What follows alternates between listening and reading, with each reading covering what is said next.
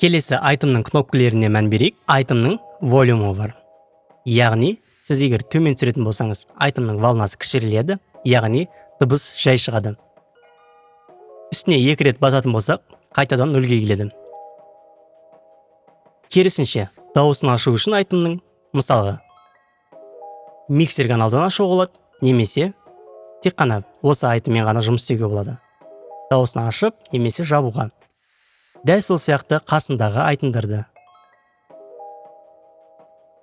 Келесі бізде кнопка ол блокировка. Яғни сіз егер дәл осы айтымды блокировкаға басатын болсаңыз, ол еш жерге қозғалмайды. Ал егер блокировканы алып тастайтын болсаңыз, еркін қозғалтуға болады. Тек қана осы айтымды немесе көрші айтымды мьют жасауға болады. Ал қалған айтымдар іске қосылып тұрады. Mute, unmute. Келесі дәл осы айтымға комментарий жазуға болады. Окей. Келесі кнопка ол information кнопка, яғни информация. Үстіне бір басамыз, осы айтымның информациясы шығады.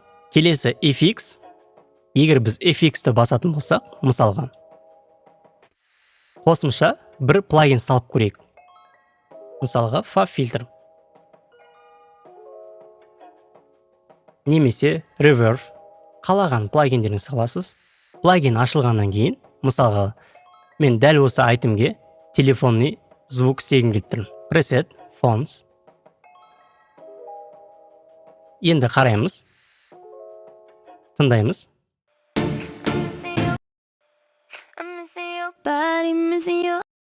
Көріп отырғандарыңыздай, тек қана осы айтымға ғана біз эффект жасадық.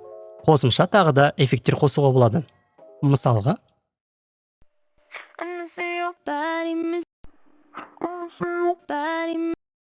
дауысын ашып көрейік.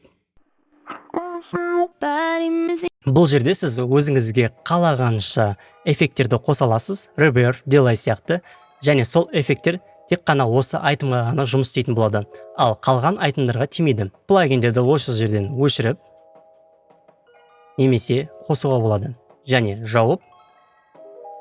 Ал енді бүкіл эффекттерді өшіру үшін бізге керек емес болса, Alt-ті басамыз, және FX-ін ішіне бір рет басамыз, біздің барлық салған плагиндер автоматтық түрде өшіріледі. Егер сіз айтымның атын өзгерткіңіз келетін болса, айтымның үстіне мышканың сол жақ батырмасымен 2 рет басамыз, бізде белгіленген айтымның настройкасы шығады. Ол жерде take name-ға мысалы өзгертуімізге болады. Vox.